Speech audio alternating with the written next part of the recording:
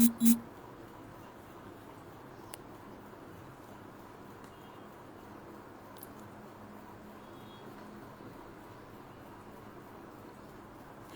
and a very good evening. My name is Shreya and I welcome you to the Dareact conversation series powered by the Grey Matter. Today we have Saif Rasul Khan joining us live. He is currently an assistant professor in Law College of Northeastern Regional Institute of Management, Guwahati. Saif has done his LLM in Human Rights Law and is also currently pursuing his Ph.D. from Guwahati University. Give me a moment as I invite Saif to join the live.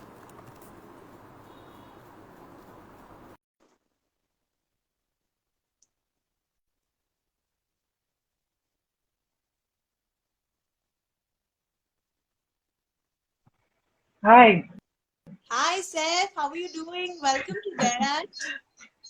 thank you so much. Thank you. So just 1 second. Huh? Sure.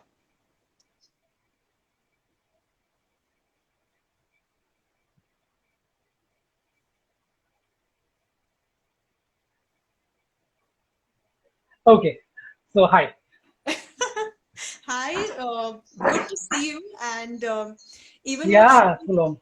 even more thrilled to interview you today. So I'm going to jump into the first question, which is, tell us, why did you choose to study law? Okay, so for that you have to go back years in the past. I was actually quite clear from the very beginning that law was one of the choices that I would like to pursue my career in. Apart from that, political science was another area that I was interested in. So it was a choice essentially between the two. And we have a history of law in the family. So it goes back to my great grandfather, actually. I just came to know 2, 3 days back only that he was the chief Qazi in the former princely state of Alwar at the Wow. time when the Britishers were there. So from there on, great grandfather to my grandfather, my paternal grandfather, he was also the district and sessions judge in Imphal, and he retired as the law secretary from Nagaland. Then my father's elder brother, which we call as Bade Abu, he was also a district and sessions judge in Allahabad. Then my maternal side also, my grandfather's elder brother was a judge. So we were quite aware of law as an option, and of course limited to the idea that if, once you study law, you either practice or you become a judge. That's about it. So when I decided to join law, my parents were quite happy about it. They were like, "You do whatever you want to do, as long as you're enjoying it." Because at the end of the day, it's the rest of your life that we're going to talk about. So law was a natural decision. It was not something out of the Very well. Clearly, it runs in the blood. Good to know the history, though. Okay, so how did you choose GLC as your college? And also, what was it like to move from Guwahati to Mumbai? GLC actually happened very funnily, if I may say so. I had no idea about GLC. I had no idea that there existed a college called GLC. I knew about ILS Pune though, because I had certain friends who knew about ILS Pune. So it actually came to my mind through a magazine which we used to get, where the ranking of the top 10 colleges of that particular year. So in one of those years, my mother was just checking through the list, and my sister was actually at that point in time studying in Bombay. So my mother was like, "There's a top college in Bombay in that list. Why don't you apply to that? Your sister is there." So GLC actually happened through that link of my sister who was in Bombay at that point in time. But actually, I had applied in DU for political science as well. I got through DU before I got through GLC. And I hadn't got myself admitted in political science as well, but I was not sure whether I'll get through GLC or not. But then once I got through GLC, and then I decided it was a natural decision to move. As far as the shift from Guwahati to Bombay was concerned, it was not really much of a difference for me culturally, because our family is such that we don't really have much of a difference in terms of life in Bombay that a normal average middle class family will have as against what happens in Guwahati. What was surprising for me was GLC in itself. That experience was what was a little bit of a disarming thing at the very beginning, because the kind of students that had entered GLC and people who were like, not to sound mean, but acting like lawyers from day one. They were already prepared to, be there and become the top-notch people. And very focused. My idea of going to GLC in Bombay was to just have fun. That was the only thing. I was like, I'm going to Bombay, the quote unquote city of dreams, and the experience of living in Bombay by myself. So I had a very clear intention. A few years I'm going to chill. I'm not going to be worrying about this competition and this internships and everybody running around to try and get the best of the best. No, I was like, no thanks. I'm going to relax now. And so GLC was much like life, ups and downs, a lot of ups and downs throughout the process. But one thing which I really thanked GLC for was the exposure. I did not think that there were so many different areas, so many different ventures that you could go to other than the usual litigation and corporate sector. So that happened subsequently over a period of time by the end of GLC term. But I was very clear that just because I'm in GLC, just because it's a top 10 institute, I will not be essentially doing what I don't want to do. I will do exactly what I want to do. And even if that pulls me back as compared to everybody else, I'm fine with that. I'll bear the consequences. Very So I well was said. very clear that when I found some great friends also who were equally as chilled out as me. So we had fun walking through the streets of Bombay, experiencing Mumbai, and getting the true college life experience, of just sitting in a coffee shop, days and in and out, sitting in Marine Drive. That's about it. I was reliving all the memories as you were, sharing. Yeah, exactly. And And Marine Drive was such an important part. Marine Drive was absolutely. absolutely, absolutely. Fantastic. So, like you mentioned, your intent was very clear that you wanted to chill in the first 2 years, and rightly so, Yeah, you did, consistent. right? There was a very popular, and I'm sure there still is a popular trend among GLC students, which is also the positive, which is that you get the option to, kind of intern throughout those 5 years, since your classes get done like by 10:30, Yeah, 11 in the morning. However, you were not in that league. Like, we all were running our yeah, races, trying to find the best internships, and you were very yeah. far, far away from that league. And rightly so, now I get it because your intent was very clear. Um, Tell us the kind of internships you took up later on in those 5 years, and also how did you decide what was your field of interest going to be? Yeah. So first thing first, so actually GLC biggest shock was the ungodly hour of the lectures, 6 a.m. to 10 a.m. I was like, what kind of college is this where we have college lectures at 6 to 10? But I did religiously do quite a lot of the lectures in GLC at the very beginning. The thing for me was that I think, I initially, of course, I was very clear, I'm not going to do this.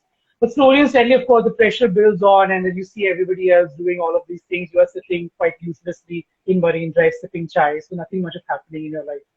So slowly and steadily, I realized, yeah, I have to at least experience it and see if it fits me. Though somewhere I knew it will not be my piece of cake. But yeah, so I eventually started interning towards the end of the first year, early second year. I did a pure litigation internship. Then I went to the pure corporate sector, which I found extremely boring and very dry, to be very honest.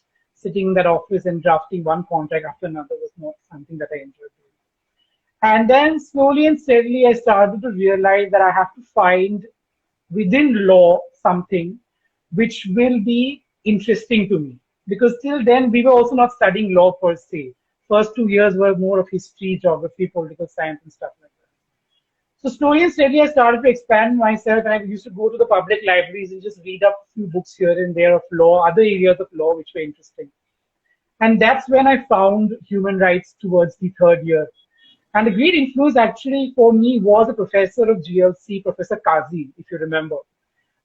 He was Professor Kazi who taught us a lot of different subjects, and he actually gave me an insight, and he somehow had a feeling that this guy will be perhaps a little more interested towards human rights. So he moved me towards that side. And international law, public international law. I took up private international law contrary to his opinion. He said, don't do it. It's suicide, but I was like, no, I'm doing it. I like the subject.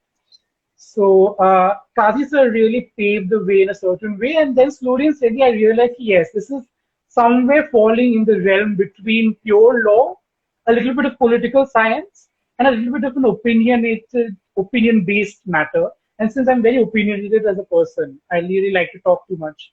So I was like, this is definitely going to fit my area of interest. And at the same time, while I was in GLC, we had some family issues, a health problem.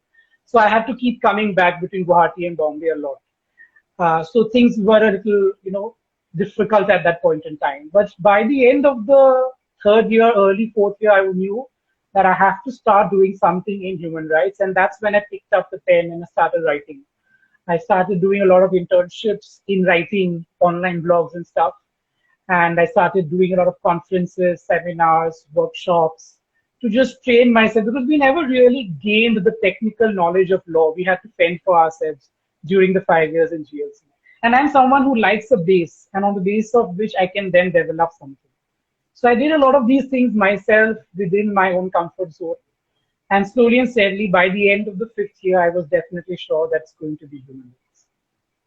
Very interesting. And, it's what's even more intriguing is the fact that you took the time out in those 5 years to really sit with yourself and see where do you think you can fit. I think which is such an important exercise and so underrated. Because as much as experiences and interning out there is important, it's also important to take a step back and sit with yourself. What is working, what is not working, where can I give my 100%? And it's so good to know that you did that exercise and had that clarity by the end of your fifth year. So thank you so much for sharing that. Of course, post your LLB, you went back home and pursued your LLM from Guwahati University. I do want you to talk a little bit about your experience of pursuing LLM in Northeast. Reason being that it's not spoken about as much, and usually one prefers to do their masters either abroad or from from the top NLU leagues. So tell us a little bit about your LLM experience and your learnings from that experience. Yeah. So that was again a personal decision to come back home because I just realized by that point in time that litigation is definitely not going to happen and corporate is definitely out of the picture in the second year itself. So there was no point staying back in Mumbai for me at that point in time because Mumbai scene was very corporate, that whole 9 to 9 lifestyle, which I just could not make peace with. So I decided I would come back home, and in a certain way, the reason was also because I knew that here I will be getting a certain amount of personalized attention from the faculties, from the teachers, because I am a local student, which I did not get in Mumbai, to be very honest. And I found a little bit of discrimination, if I may say so, also in some situations in Mumbai. And secondly, because I had certain family and friends who were in Guwahati University at that point in time. And when I gave the admission, I cleared it in the first round itself. I got the seat. So they were like, might as well do it here because at the end of the day, once you're doing an LLM, it's almost clear that you're not going into pure litigation or you're going for judiciary. It's somewhat understood that you're definitely going into an academic line or something related to that. So I decided that I might as well utilize these 2 years to actually develop my skill as a teacher. And the one thing which I will definitely give full credit to for Guwahati University and the Department of Law was that the faculty was amazing. Contrary to popular belief, we had faculty members who were just pass outs. We had certain guest lecturers who were 2, 3 years senior to us. And the way they taught you these things in the most simplest of ways, very technical concepts, very high flowing concepts, but in the most simplest of way, coming down to your level so that you understand it first rather than trying to be very sophisticated and very complex. And that really gave me an insight as to what kind of a teacher I want. And I learned a lot. I imbibed from them. I saw how they teach, what kind of teaching things they use, what kind of things they break down these very technical concepts into easy language. And I utilized those 2 years completely to train myself. And that is why, in a certain way, I was very happy to be at home because I did not have to worry about anything else. The only primary focus was on developing my teaching ability. And I used to practice a lot on my own friends here. I used to take a class at the end of the day. I would make them sit in the class, I would explain them, and I'd tell them to give me a feedback. So I used to force them to do that. So during those 2 years, I utilized the time to do that. And then I used, of course, utilize the time to do a lot of writing as well at that point in time. Because there were no other worries, no other stress, no other distractions also, to be very honest. So I believe that Guwahati University, or anything in the Northeast for that matter, if you are ready to take that extra mile, you will get that dividend. But as a student, you have to be someone who will engage with the faculty, who will engage with the teachers and get that information from them. But that is something which is still lacking behind in this part of the Northeast. The teacher-student relationship is still very strict and very, with the wall in between. So that was something which I broke very early on. We broke a lot of different rules and regulations here, quote unquote rules and regulations, like, the whole thing of just sitting in the class, doing a class, getting a degree, that's not sufficient. You have to go above and beyond. And LLM at the end of the day, after this, you have to join a profession, profession. So for me, those 2 years in LLM was completely the founding years. And by the end of LLM, I was 100% sure that this is what I want to do. And I had trained myself, I was confident in myself. And another thing which is very great in our department was we used to have monthly presentations where we had to take a lecture, a full 1 hour lecture in the class itself, and teach it and explain it to our own classmates. So all of these experiences culminated together in me being able to develop what I feel is the basics of being a good teacher. Fantastic. And I do want to ask you one question around, the skill set that it takes to be a professor. It's great that, you took that initiative on your own to kind of gauge what is it that they're saying, how are they, putting down complex topics into little bits so people understand. And, that was something which you did personally for yourself. But I do want to understand when the professors in Guwahati University, where you did your LLM from, was there a training given to professors, or how did they go about building that skill set? I think it's mostly by practice. You don't really get trained. You have to take the initiative yourself to keep on correcting yourself based on the feedback that you get from your students. I'm not saying that all the teachers and all the faculty members were great, but there were some who were genuinely interested in getting your feedback. And I think that's very important as a teacher. We sometimes tend to be like, why should we take opinion of our students? We are better than them. We know more about things than them. But as a faculty, which I saw, as a student, I saw during the LLM phase was the faculty members used to take our opinion on whether we understood the concept. Should we approach it in a different way? Did you understand what we were talking about? So that was something which was very, very new for me to see also. That the guest faculties themselves were taking the initiative to get a feedback from us as the students. And we would fear from giving the honest opinion. Sometimes we would fear that marks cut jayega, internal marks and stuff like that. But they were actually genuinely interested because they also wanted to develop those skills. And I do the same thing with my students. At the end of the class, I ask them, did you understand something? Or everything went over the head? Should I repeat it again? So all of these feedback as a faculty, you should be ready and willing to take. You should not take it personally. There will be one student who would say, sir, you're very boring in the class. So you can't take it personally. Go, oh, how did he say I'm boring? I'll give him less marks. No. You will have to talk to the person and say, how can I make it more interesting for you? So these are things that I think you learn with experience rather than it being taught to you. It's fantastic, and I'm so glad you shared that. Reason being that, academics, especially, in our situation, it's LLB, learning in law school is so important, right? Because you're learning the basics of law. Exactly. Yet the academic profession is so underrated, and it's the bottommost choice for maximum students. So where do you get creativity, and where do you get these kind of activities via which you can actually improve your personal skill set as a professor? So I think it's a fantastic example Guwahati University has set, and I'm sure and I'm certain with you being in the league and many other generations to come, they'll truly have a leading impact and be great examples to how teaching should take place. So tell us, what did you do after your LLM? So after my LLM, again, an immediate progression was PhD, because I knew by then that we require a PhD. Eventually, we will definitely require one. So I immediately again sat down for the entrance exam. I cleared the entrance exam. I got the seat.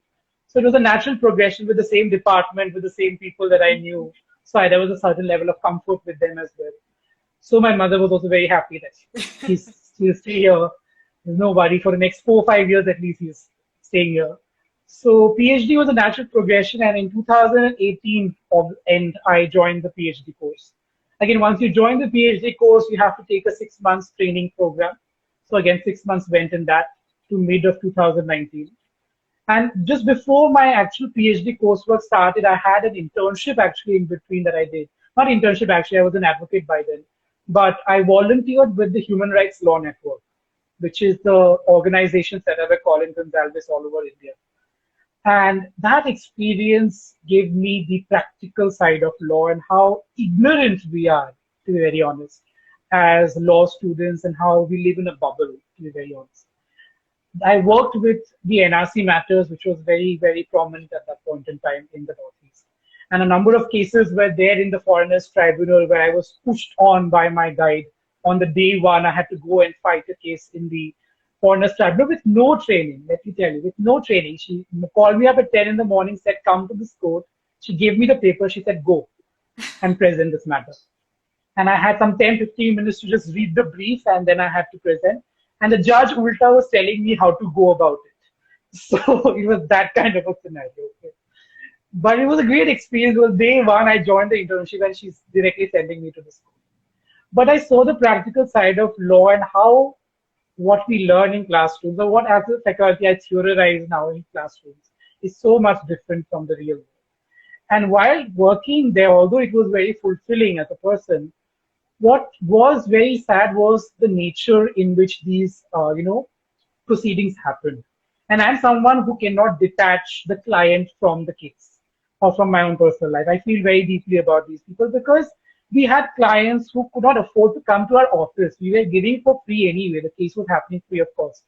But they don't have money to come from their villages to our city only.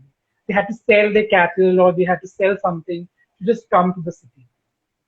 And while I was dealing with these cases in the Foreigners Tribunal, there were other advocates who were like, we did not prepare today, can we get an adjournment? Would you mind if we go and do this? So I used to get very frustrated and very angry, and that was very bad for my own mental health. Apart from that, I also worked with a lot of domestic violence. I worked with one case of discrimination on sexual harassment, sexual orientation. So all of those, while I honestly salute them that they are doing it on a day-to-day basis, that actually bring about the change in the ground level. But as a person myself, I could not go beyond those few months that I worked there as a volunteer advocate. And thereafter, of course, my PhD coursework started and stuff like that. But those 2 months were very, very impactful for me. And that is when I realized even though I cannot be in the court, perhaps with teaching, and I can train some future lawyers who could perhaps contribute to that cause as well. So those 2 months were very, very special for me. And then, of course, PhD started, coursework started. I cleared my NET examination, and then I joined my work that I'm currently doing. And it's interesting how those 2 months of internship came right before your PhD, because it kind of gave you the foundation, right? You saw the real world, and then now you knew how you wanted to pursue your PhD and continue teaching. I think it's commendable. I do also understand that it was a conscious decision to choose Guwahati University for your PhD. Could you throw some light on that? Again, as I told you, that it was a natural progression for me from the LLM to PhD with people that I knew. And the thing with Guwahati University was, which I personally felt, I don't know if everybody in my batch would agree to it, but I felt very supported here. I felt like the faculty members were very, very encouraging in nature. They would tell me, do this, do that, participate in this, expand your CV, work on it, make your CV of that nature that nobody can say no to you in 5 years, 10 years down the line. So I had some very, very close faculty members, people that I can just text on WhatsApp and say, hello, ma'am, how are you doing? And they will respond and give me some very important feedback. So it felt like a natural movement from the LLM department to the PhD department and do the research with the guideship that I get from people that I already know. So that movement was something which was very natural, and I did not want to, again, go to a different university and then get used to someone else. Again, I've heard stories of people whose guides don't really give you time, or they don't really give you a path as to how to do the research, and you get stuck. So here I knew that I will not face that issue, because even though if people may not necessarily be supportive, I know there are other faculty members who may not be involved with my PhD directly, but they will show me the path. So for that reason only, I decided to continue. And that's, I think, incredibly important for your PhD, right? When you do your study in that particular practice area that you choose, which reminds me, I must ask you, what is the area of study for your PhD? My area is a really different one, if I may say. So I'm actually doing it on assisted reproduction, which is an analysis on surrogacy, embryo freezing, and gametes donation. And I'm looking at the law which is currently there in India with regard to surrogacy and whether commercial surrogacy agreements should be something which should be there in India. And I'm doing a comparative study with some of the global North and South countries to see where India can stand. Because honestly speaking, India has a very good healthcare sector. And if certain things are made properly, the surrogacy market can also be made into a proper livelihood, because we don't realize that fact that there are hundreds and thousands of women who depend on this for their livelihood. So bringing a blanket ban can be far more difficult and far more actually horrible for them. And it may lead to underground markets, which is actually happening in Thailand now, which is very difficult to control. So I'm essentially looking at that landscape in India because the laws are still being discussed in the parliament, and a comparative study with some of the South Asian and Western countries. Very interesting. You chose the subject? You chose the topic? Yeah, I chose the subject. I mean, my parents are doctors, so I had to choose something medical related. So very, very interesting. And I'm sure your parents must be very proud also. well, hopefully. Okay. So, as a professor, as an assistant professor, so basically you've been on both sides of the table. You've been a student and now you're a professor. You've studied in Guwahati, now you studied in Bombay. Tell us a little bit about the study culture. I'll limit it to LLB for now, and about the law students in Guwahati University, and about the opportunities that are available. Are they at par with, cities like Mumbai, Delhi? Where are we standing in terms of the education as well as the opportunities that are required for one to ultimately enter the profession after 5 years? Yeah, that's a very interesting question, something that I really wanted to focus on. I see the perception in India still remains that the northeastern part is not technically, quote unquote, the mainstream part of India. We only when we bring a medal in Olympics that we are recognized. Oh, ye bhi hamare India ka part hai. So it was a very conscious decision for me, to be very honest, to teach in my first few years of my academic career here.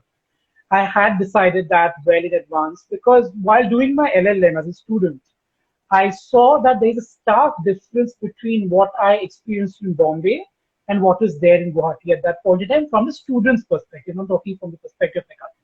Faculties are at par. I'm not going to deny that. But from the student's perspective, there is a lack of awareness, number one. Number two, there is no engagement between the student and the teacher. Very limited engagement. Okay, so that is a major issue. And as a student, you must be someone who annoys your teacher to the possible extent. Today, I believe that. And I did that during my LLM. So I personally tell all my students to do the same. So I had consciously decided that we have the potential. We have people who are at par with perhaps a student who's passing out from mainstream India or an NLU student. What we need is a little bit of a guidance, a little bit of information regarding how to go about it. Because we come from an area where education is still very traditional. There has to be an educator and there has to be someone who's consuming that education, and then you can take it forward. So the idea is that, and it still remains that to a great extent. So when I decided to join the faculty as faculty here, I'll tell you one of the very interesting stories that I had joined, and within 3 months of joining, I was given charge of leading this team of 3 students who were participating in a national moot competition, which was happening in Guwahati. So all the colleges of law, Guwahati, including NLU, had participated in that competition. And I was also new, the students also did not know me that well. So they were a little cautious before approaching me. But the other faculty members and the staff room said, these are the new guys who come, so you might as well take their help. They have the fresh idea and fresh knowledge about law. And the topic, surprisingly, was surrogacy. And I was already in depth into surrogacy. So the case was about surrogacy matter and something of that sort. So I immediately took them on. I was like, come, surrogacy, please do. And I trained them. I mean, they were already very motivated. I'll have to give them full credit. They were very motivated, the 3 of them. And I trained them in terms of the language, in terms of how to present the arguments, and in a brief manner, where to take a pause, where to stress with a certain word. And instead of reading out the memorial, make it concise while giving your oral arguments. So I worked with them for around a week or so with these things. We had a lot of mock trials within our own moot court room. And we all went for the competition. The day of the competition, I had to go to my work. I could not go with these guys. But I went in the morning at 9 o'clock. I said hello. I made them, sat them down, got the registration done. And while we were sitting there, they were putting the trophies in the room, in the main room. And the boy who was one of the team members, Yoon Sang, he told me, sir, Kash, this could come to our campus. Or he said, Kash, this could come home. So I say, of course, why can't it come home? You have to have that faith and belief. But at the same time, don't be like, I've lost, so now I'll never do this. Take it as an experience. If you're doing it well, of course, you'll get dividends. If there's something to learn, learn it. Next time, we can always improve. And then at the end of the day, at 5 o'clock, when my college work was done, I was getting updates throughout the day. They cleared round 1, they cleared round 2, they cleared round 3, and they are at the finals now with NLU. So at that point in time, somewhere within me, I thought, okay, maybe that is it. They'll be runners up. It's okay. So at 5 o'clock, I went back to the place where the moot was happening, and they were there, some of their friends were there, and I was the only faculty who was there. And the announcement happened. Best memorial, NLU. Best speaker, NLU. So I was like, okay, this is going to be a clear sweep. And I was like, it's okay. It's okay, guys. It's okay. And then finally, when they announced that the winner is NERIM Law College, the kind of reaction we gave was like class 2, 3, bachchas screaming and shouting and jumping in that auditorium.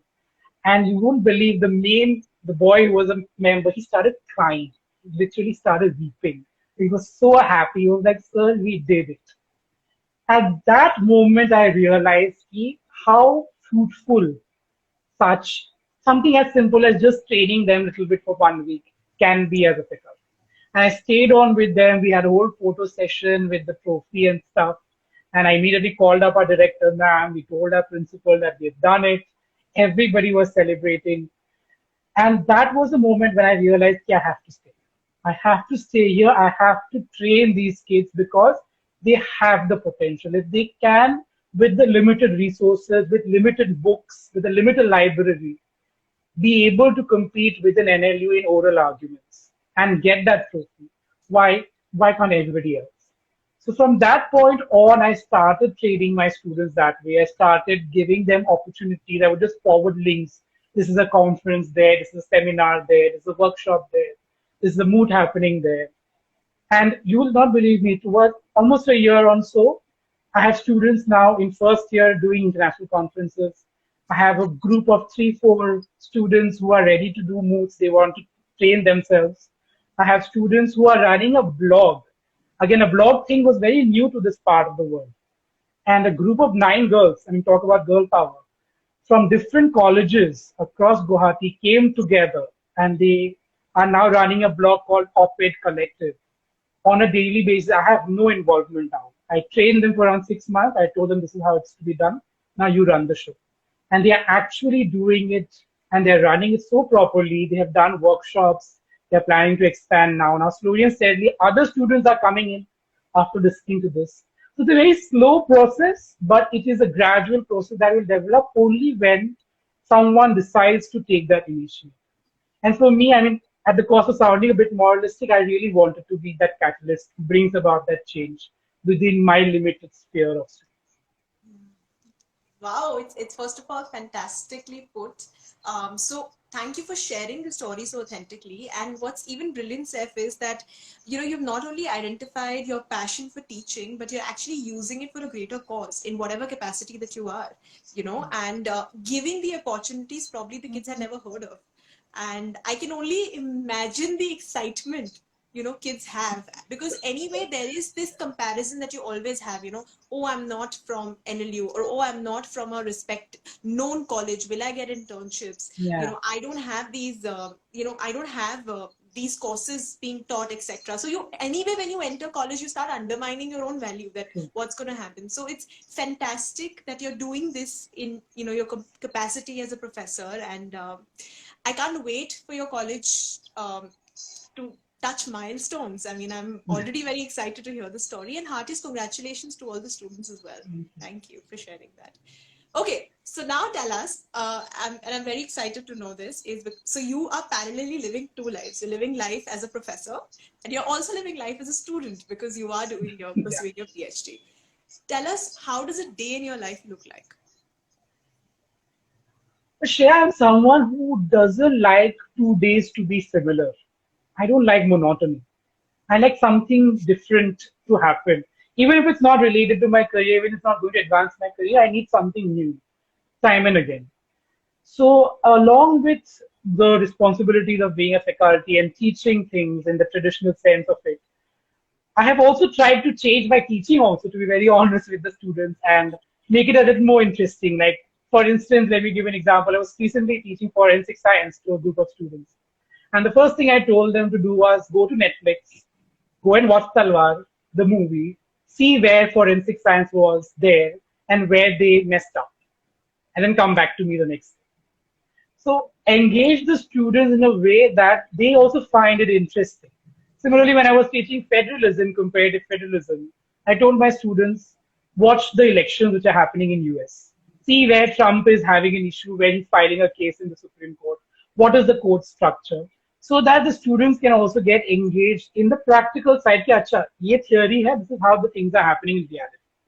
So that way, I try to keep myself also interested in teaching and the students.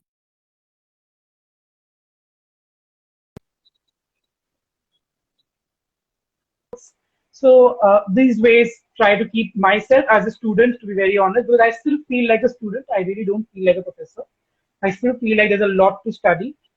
And one thing also, another thing that I have decided to do very early on is that if I don't know something, I'll be honest with my students. I will not pretend to know everything. So if they come up to me with a question which I don't know, I'll tell them, I'm sorry, I don't have an idea. I'll read and I'll come back to you the next day. So I want that level of authenticity to remain and for them not to feel intimidated to come and approach me. So that in these ways, I try to keep my teaching interesting. And as a student myself, I try to do as many other things outside of college work that I can. And this COVID phase, as horrible as it may be, I have really utilized this time to go around the world as much as possible with a whole variety of different courses and summer schools so that you can learn. Because at the end of the day, there's so much to learn. We stay so limited in our scope that we don't really see that there's so much more, there's so many other things to learn.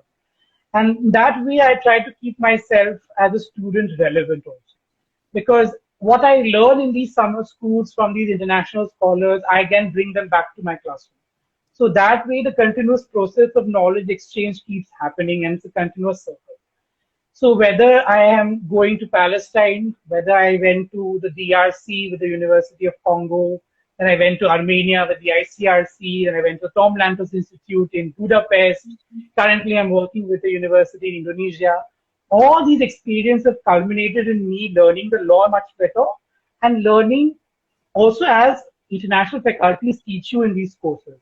They also teach you at a very simple level. They don't try to make it very complex. And those learnings, again, I try to bring them back to my class. So this way, I try to balance me as a student and me as a faculty and bridge the gap. I think the combination is also brilliant because, a lot of times when you've studied enough and now you're a professor, you have a job, a lot of times we end up thinking, okay, I have arrived. Now all I have to do is do my job and that's it. But the fact that you're also doing your PhD kind of keeps you going with your growth mindset, which is in the end helping everyone and keeping you interested at the same time. So I think the attitude of growth mindset is definitely a takeaway from you, Saif. And thank you for being an example to so many.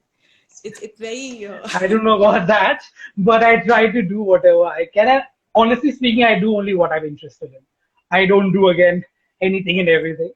But yeah, I mean, in terms of this, and I personally feel very proud to say that in less than 6 years, I have now presented almost 40 plus conference papers. I have been part of different workshops. This year, I presented at the University of Barcelona. In 10 years, in 10 days from now, I am again presenting a paper in Indonesia. Then I'm going to an Italy institute to present. So, honestly speaking, there is no limitation in you growing as a person as long as you're genuinely interested in taking that step. And with COVID, to be very honest, those barriers have broken down even further. And as you're talking about the difference in terms of access and the students which are now getting that access from me, something that I've observed and I just wanted to share was that in India only we do see that difference between an NLU and a non-NLU student, that difference between an NLU passed out faculty and a non-NLU passed out faculty. This is something which I see only in India. Because wherever I've applied globally, they are only concerned with what you have to offer and what your resume looks like. They don't know about NLU, non-NLU and stuff like that. So for them, everybody is at an equal platform, and depending on merit, you will either be selected or you will not be selected. And one of the greatest things which I did in the last few months and which really made me very proud was this Tom Lantos Institute's course on global minority rights. And on the first day, they told us that there were almost 275 odd applicants, out of which only 30 were selected from around the world. And at that point in time, I felt like, okay, I have perhaps done something sensible in these years to be a part of that. And that is what exactly I want my students to do. You don't need to go to an NLU to be great. You don't need access to the top-notch law firms to be great. What you need to do is a genuine interest and honesty in what you do. Fantastic. Thank you so much for sharing that. I think there was like an aha moment for me also in my mind. So I'm sure, this was important to have been said, and I'm glad that you set the record straight. Fantastic.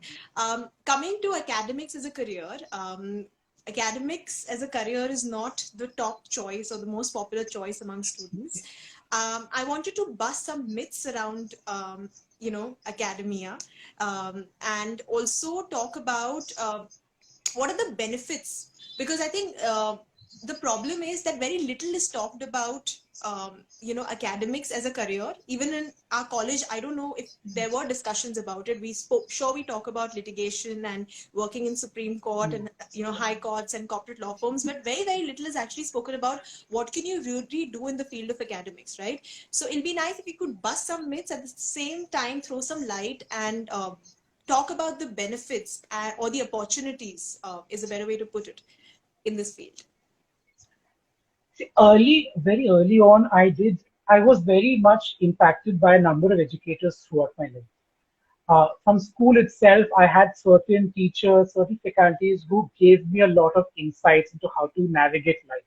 So I was very deeply impacted by teachers throughout my journey, and that's why I knew and I recognized how important it is to have an educator, to have a guide, a mentor in your life. So from very early on, I knew the importance of an educator. And funnily so, what happens is that when you become a lawyer, when you're practicing in the corporate world, or you go to Supreme Court, you rarely acknowledge your teachers. You rarely acknowledge that what you have become is in a way thanks to them. That they have taken out that time, they have taught you whatever they have in their own capacity. And you have learned, even if it's 5%, 10%, 15%, you have learned something from them. So I feel very strongly about the teaching faculties and the teaching profession itself in that way. What I do feel that the myths are with relation to the education sector, and something that I feel I have broken also myself here, is what I just told you, that archaic idea of a teacher-student relationship, that you have to just like be pranam and leave your way. That cannot work in today's world. In today's world, you have to have a very close relationship with the student, while of course respecting the fact that you are a faculty, that person is a student. Keeping that boundary, but at the same time, being more of a friend rather than a teacher-teacher. I have always believed in that. That, of course, we'll keep our boundaries. You cannot call me up at 12 in the night and say, hello, what's up? But you can, of course, at any time drop a text and ask, sir, what is this? What is that? I'm planning to do something in here. Can I get your help and your guidance? So the first thing that I broke here in this part of the world was that you have to have a very strict relationship with your students. I don't believe in that. Secondly is that you have to be that typical teacher with that tail wala hair and your perfect side of being a teacher. I again don't believe in all of those things. Nowadays, of course, thanks to NLU, that is also changing the whole idea of a teacher, the image of a teacher. Another very important thing which I feel that needs to change as far as the teacher-student relationship is that a teacher should not pretend and which I told you again in the beginning as well, pretend I know everything and therefore I cannot be wrong. Of course you can be wrong. I don't know everything. I don't know every law that is there. I'm sometimes teaching law that I'm learning myself for the first time. And I will be honest enough to tell the students, I'm doing this for the first time. There might be mistakes on the way, but if I do see a mistake, I will rectify it. So don't worry about that. So that is a very important thing, and I think students respond to that also very positively, that honesty which you may have as a teacher. And somewhere, I think, of course, the age difference is also comparatively lesser as compared to perhaps a student that I'm teaching the final year. They are in the 25, 24, 25, I'm 29. So again, that also helps in developing a rapport with the students and developing a personalized relationship with a few of them and really helping them gain attention, not only as perhaps within the traditional part of it that they'll be studying, but actually work on their character development and their personality development. So for me, that was a very, very clear thing. And sometimes I was warned also, you don't need to be so close to your students. You need to keep some distance. But I feel like if I cannot engage with the students, if I can't inspire them to do something, then what's the point of me being a teacher? I mean, what I teach them, they can just Google or go to YouTube and learn from someone else. There's nothing much that I need to do. So I have to take that initiative to help them develop the other side of it, which they otherwise would not perhaps be able to develop. So that has always remained my focus, and that is one of the things that I have changed as far as my own personal space is concerned. As far as academic as a career is concerned, I think I don't genuinely believe that you should not join academia unless and until you're genuinely interested in teaching. Mm. If you are not 100% dedicated to teach students, you're not interested in giving yourself up perhaps a little bit and giving more to the students, don't join this field. You have to be ready to sacrifice a few things in your own side so that your students can develop. And another very important thing that I feel that you need to have with teachers' patience. I was a very impatient person. I'm still quite an impatient person actually. But a student will come up to you and ask you the same concept maybe 10 times. You can't lose your cool. Why have you not understood it? Now I've explained it so many times. So that has to be there. That patience has to be there. If needed, you explain 10 times in the same class. And they should not fear asking. That is also very important. You should not create an atmosphere where they are afraid of even asking you a question. I have that, what I do in my class and which I'd like to do is that I make them stand and I tell them, you tell me this, tell me that. And initially they became quite afraid of me with that. And I said, you start talking. In my class, if there is silence, I will not sit in that class. I'll walk out of the door. There has to be noise in my class from both sides. It cannot be a monologue from my side. 1 ghanta gaya, lecture diya, khatam ho gaya, come back. So you have to really engage with the students slowly and steadily. You can develop them, and they also start feeling relaxed with you. They also start, ki acha chalo sir ne kuch pucha, let us read and come. At least we'll be able to tell a line or two, and that takes time. That trust and that relationship takes time. But that is something again that as a teacher I think is very, very important for someone to have. That you have to be ready to walk an extra mile, because otherwise it's very difficult, because you are in a class of 100 students. You cannot give individual attention to each 100 of them. Some of them will come up to you, and for them to come up to you, you have to create that environment in that room where they feel that it's safe enough to come up and talk. Fantastic. Very beautifully shared. Yet again. My last question to you, Saif, is you've already, given a few pointers about things that one requires to do if you want to take academics seriously. But would you have any last words or piece of advice for students who, like you, aren't really interested in corporate, aren't interested in litigation, and feel inclined towards academics, but still don't know how to make a career out of it? But to be very honest, I will tell them what I personally did myself is that within your own circles, try to do the teaching yourself. You don't need to have a student. You can always take a class of your own parents. You can always take a class of your friends and see whether that really interested you. And when your response is perhaps negative, do you have the patience to correct yourself and explain it again? That should be the first test that you should perhaps take at your own individual level to see whether you have that basics of being a teacher. Apart from that, to be very honest, one very important thing of joining the academia is your work will never end. And you will have to develop your students at the same time work on yourself. Because if you want to career advance yourselves, you will again have to keep doing these things in addition to your responsibilities as a teacher. So right now, for instance, I am a teacher. I am doing this course with Indonesia. I'm writing a paper. I'm checking papers. I'm doing my whole housework. So all of these things, you will have to be someone who can multitask at a given point in time. And this both have to work together. It cannot be like I'm teaching, so I will not first develop myself. That will not work in the academic field. You will fall back.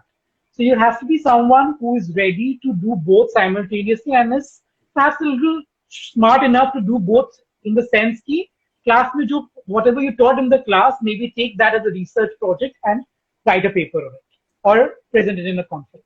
So you have to be able to manage both together, and that is sometimes very, very challenging, I'll be very honest. There are things that I plan out, my calendar is filled up with, I'll do this, I'll do that. Then you feel exhausted and you don't end up doing it. So that balance, I think, will come after a certain point in time, and once maybe when I'm done with the PhD, I'll have more time. But this thing that you have to be ready to do is double the work. And your day might in the college end at 5 o'clock in the evening, but your work continues till 8, 9 in the evening. Because there is still a lot of pending work to be done. You have to start doing your own work, your own research, your own writing. So you have to be ready to multitask. So that is one thing that I feel is very, very important. Something I struggle with myself. I'm still training myself to do. And of course, the most important thing that I think to be a teacher is patience. Have the patience to, because it's difficult. It's difficult. In a class of 60, 10 will understand in 5 minutes, 20 will understand in 15. The rest will not even understand after 3 lectures. So what do you do? How do you bridge the gap? That is challenge. Yeah, and great advice, because when we talk about Professor Banjana, the first impression that as kids, and I'm talking about myself, was given that there'll be work-life balance. It's not a full-time job where corporate. You're going up the corporate ladder, and you'll have time for yourself and everything. But that actually is not true. There is, even in academies, even in education sector, you choose how you want to build your own career graph, right? You can have your 10 to 3 classes and then you shut out, and that's the end of it, or you can continue to grow. Exactly. And going forward, I'm going to go. I mean, I'm absolutely horrible. I'm just telling you honestly, I'm absolutely horrible. So many of my friends are royally cheesed off that because I have no time. I literally have no time in a day to respond to their texts or call them back. My work-life balance is completely out of the, I'm See, haywire, another completely myth haywire. gets busted, huh, Saif? Another myth gets busted. Completely. I mean, there is no work-life balance for me. My work continues from 8 a.m. to 10 p.m. when my mother texts me, it's dinner time, get up. So there is no work-life balance. But then 1 or 2 days, again, weekends are also no work-life. Huh? There is no life per se for me also. And weekends also have certain classes that I need to take, additional classes. Somebody's having a doubt on some topic. They want an additional lecture, or the blog is facing some issue, explain that, solve that problem. So there is no work-life balance. The work-life balance will come perhaps maybe once you are a little 10, 15 years down the line as an academician, then maybe yes. But at the initial stages, it's the Hunger Games. It's the Hunger Games. Yeah. And I think what works in your favor is that your work is your play. So you don't mind doing it, enjoy it. Exactly. And I'll tell you, I remember, again, thanks for bringing this up. We had this poster in the kitchen, okay, very early on when I was in school, which said, if you love what you do, you will never be working another day in your life. And that was fixed in my mind. And that's why in GLC also I never did internship because I never liked it. So I was very clear, okay, whatever I do, I will have to absolutely 100% wake up in the morning happily to do it. And if I'm not happy about it, there is something. So, Fantastic. Well, this brings us to the end of our chat. It's been so much fun talking to you, Saif, and yeah. so proud personally and so happy to see you doing such wonderful work. And I wish you all the very best for all your future endeavors. And thank you so much for daring to act differently. And thank you so much for joining us on a Friday evening for this chat. We hope you enjoyed. Thank you so much. Yeah, I mean, I was quite honestly really honored. I'm honestly telling you to be a part of this area. I've been following your work and I've been following your gray matter and the kind of work that you all have done. It's very important to bring into light these things. I mean, as a person from the Northeast, the fact that you decided to do this and that you asked me questions about the Northeast is very, very important. I feel like these voices need to be heard in mainstream India, and you are bridging the gap. So thank you so much for making me a part of this. It was absolutely lovely to reconnect with you after so many months, I think. And kudos to you and your entire team. Thank you so much. Thank you so much. That means a lot. Thank you everyone for watching us live, and those will be seeing the recording. Just know By that. the way, a lot of my students are here. And I can see them cheering you up. And I just want to let the students know that, the Dareact series, I think we've had around 35 interviews till now, thanks to, the pandemic last year. We managed to bring the series alive. And there are some amazing personalities like your professor who've come on this chat show. Please don't forget to, tune into their stories, because there is definitely a takeaway for everyone. So, yeah, go check Absolutely, those out. absolutely. I mean, I give them the link to your web page also, just to know. For sure. Thank you. I'll share that with you. Have a great weekend. Thank you so much. Thanks. Bye bye.